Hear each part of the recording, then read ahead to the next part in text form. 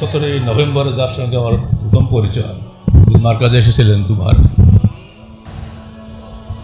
তখন 18 আজকে কত 24 সাল, অর্থাৎ অর্ধযুগ পরে আজকে আবার পুনরায় এই মার্কাজে তার আগমনে আমরা অত্যন্ত আনন্দিত এবং তাকে আমরা অন্তরের অন্তঃস্থল থেকে মোবারকবাদ জানাচ্ছি এই সময়টুকু আমাদের জন্য দেওয়ার জন্য।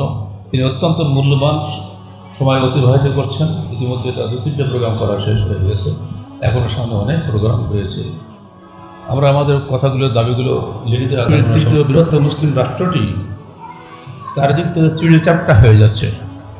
এই রাষ্ট্রের দুই দিকে কুফরিস্তান, অর্থাৎ একদিকে ভারত, একদিকে মিয়ানমার, দুটোই কুফরিস্তান। হিন্দুস্তান আর ওদিকে মিয়ানমার, কি স্থানটা কে জানে, ওদের কোন ধর্মের লোক আল্লাহই পারবে। যাক, মুসলমান তো নয়, মাঝখানে আমরা মুসলমান, একটা দেশ, পিছনে বঙ্গোপসাগর।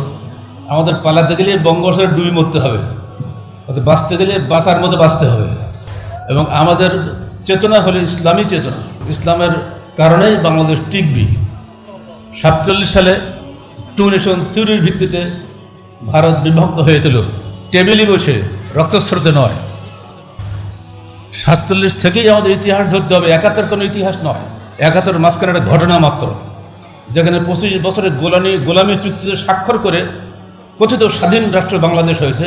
কোশ্চিনকালে স্বাধীন ছিল না প্রতিবেশী। এই সময় চারটা কি বলে মৌলিক বিধান, 72-এর সংবিধান যাকে বলা হচ্ছে, চাপানো হয়েছে। সেটা কোশ্চিনকাল বাংলাদেশের সংবিধান নয়। ধর্মনিরপেক্ষতাবাদ কোশ্চিনকাল ইসলাম নয়, গণতন্ত্র কখনোই ইসলাম নয়, ঠিক ওকে একইভাবে সমাজতন্ত্র কখনোই ইসলাম নয়, একইভাবে জাতীয়তাবাদ কখনোই ইসলাম নয়।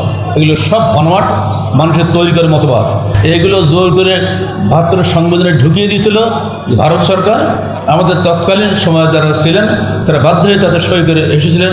আর এখনো পর্যন্ত মেহেরপুরের ওটা কি মুজিবনগর, ওইখানে গেলে আমরা স্মৃতি ভেসে ওঠে। যেদিন ওখানে প্রথম সই করেন, সই করার পরপরই তৎকালীন সময় যিনি প্রেসিডেন্ট ছিলেন আমাদের, তিনি ওইখানে অজ্ঞান হয়ে পড়ে গেছিলেন। তা আমি পিছিয়ে সই করলাম।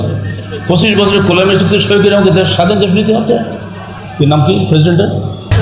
সৈয়দ নজরুল্লাহ। উনি ওইখানে অজ্ঞান হয়ে পড়ে গেছিলেন। ইতিহাসটা ভুলে যাওয়া যাবে না, এগুলো সব আমার লেখার মধ্যে চলে গেছে এর আগে। এই দেশকে বাঁচতে গেলে একবার ইসলামী চেতনা নিয়ে বাঁচতে হবে। এই যে রাজশাহী, এই রাজশাহীতে আমরা বসে আছি, নদীর ধারে কাল গিয়েছিলাম। নদীর উপরে ইন্ডিয়া, মালদা, লালগোলা, মুর্শিদাবাদ সব মুসলমানের দেশ, কিন্তু সেই সময় দাগ কাটার সময় রেড ক্লিপ ওইগুলো সব বাদ দিয়ে দিয়েছে। নেহরু চক্রান্তে পড়ে মুসলমান এরিয়াটা তারা দখল করে নিয়েছে। ঠিক সিলেটের করিমগঞ্জ পুরোপুরি মুসলমানের এরিয়া, সেটাও তারা নিয়ে নিয়েছে। এরপরে যতটুকু দিয়েছে, এখানে বাঁচতে গেলে আমাদেরকে ইসলাম নিয়েই বাঁচতে হবে, ইসলাম চলে গেলে শেষ হয়ে যাবে। এই জন্য আজেবাজে স্লোগান দিয়ে দিয়ে আমাদের ছেলেদেরকে এ পর্যন্ত মূর্খ বানানো হয়েছে। মাদ্রাসা হোক, কলেজ হোক, ইউনিভার্সিটি হোক, কোনো ছাত্ররাই তাদের দেশের ইতিহাস জানে না। শুধু ইসলামী চেতনা ভুলেতে পারলেই বাংলাদেশ শেষ। এই এদেশের স্বাধীনতার চেতনা হলো ইসলাম। স্বাধীনতার চেতনা কোশ্চিনকালে মানুষের বানোয়াট চেতনা নয়।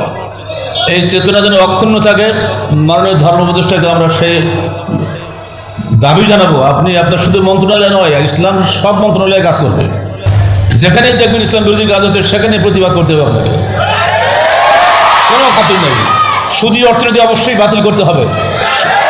সুদ কোশ্চিনকালেও মানুষের কল্যাণ আনে না, সুদ সবসময় মানুষের ধ্বংস নিয়ে আসে। পৃথিবীর যত জ্ঞানী গুণী, যত প্লেটো সবাই বলে যে সুদ, ধরে তিনি ক্ষুদ্র ঋণের প্রবক্তা বলে সারা বিশ্বে নন্দিত। আমরা বলে আপনি এটা করজে হাসানের প্রবক্তা হন, কারণ আপনার মেরিট আল্লাহ পাক দিয়েছেন, অর্থনীতির জ্ঞান আল্লাহ আপনাকে দিয়েছেন। এই জ্ঞানটা দিয়ে ব্যয় করেন কোরআন এবং হাদিসের পথে, ইনশাল্লাহ আপনার এই মেরিট, আপনার প্রতিভা বাংলাদেশে অনন্য প্রতিভা হিসেবে গণ্য হবে। ওই ইহকালে যেটা কাজে লাগছে, পরকালে আরও বেশি কাজে লাগবে, মুক্তির পথ খুলে যাবে। আল্লাহ পাক আমাদের সবাইকে দিনে হকের উপরে দৃঢ় থাকা তৌফিক দান করুন। শেষে মাননীয় ধর্ম উপদেষ্টাকে আমি পুনরায় ধন্যবাদ জানাচ্ছি আমাদের এখানে আসার জন্য, এবং বলে দিচ্ছি এটা আপনার নিজের জায়গায়, রাস্তার ধারে বসবাস করে, এয়ারপোর্টে এখান থেকে যেতে হয়। যেমন আগেবার এসেছিলেন নিজে কোনো প্রোগ্রাম ছাড়াই, যখনই এই দেশে এই বঙ্গে আসবেন প্লেনে চড়ে,